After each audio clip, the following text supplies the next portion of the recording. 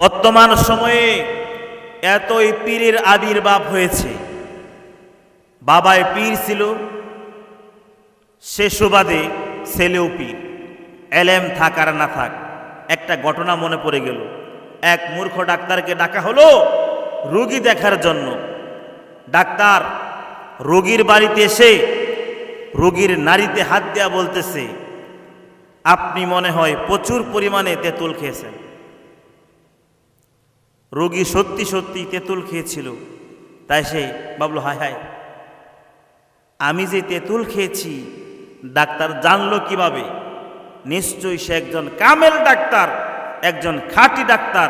তখন রোগী খুশি হয়ে ডাক্তারকে হাদিয়া তোহফা দিয়া বিদায় করে দিলেন।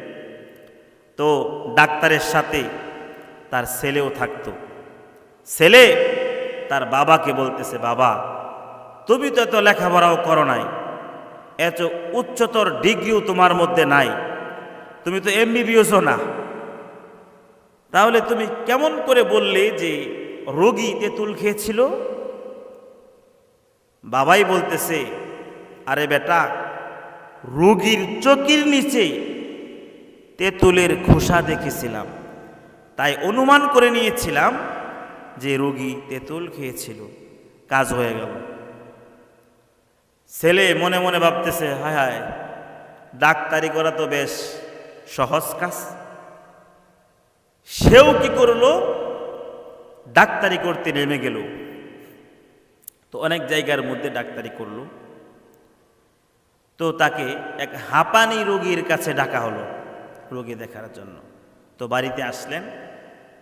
সেও বাবার চিকিৎসা পদ্ধতি অনুযায়ী হাঁপানি রোগীর নাড়িতে হাত দেয়া বলতেছে, আপনি বোধ হয় প্রচুর পরিমাণে ছিঁড়া জুতা খেয়েছেন। কারণ কি? তো বাড়িতে আইসা বাবার চিকিৎসা পদ্ধতি অনুযায়ী বাবাই চকির তলে আইসা দেখলো তেঁতুলের খোসা। ছেলে চকির তলে আইসা দেখে ছিঁড়া জুতা। তখন ছেলে বলতেছে, আপনি বোধ হয় প্রচুর পরিমাণে ছিঁড়া জুতা খেয়েছেন।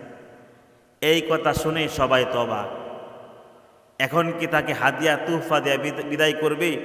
গলায় পরিয়ে বিদায় করবে? কথা বলেন ঠিক কিনা? সুতরাং এলেম থাকা লাগবে, ইসলামের জ্ঞান থাকা লাগবে। খালি বাবায় পীর ছিল, ছেলেও পীর, এলেম থাকার না থাক।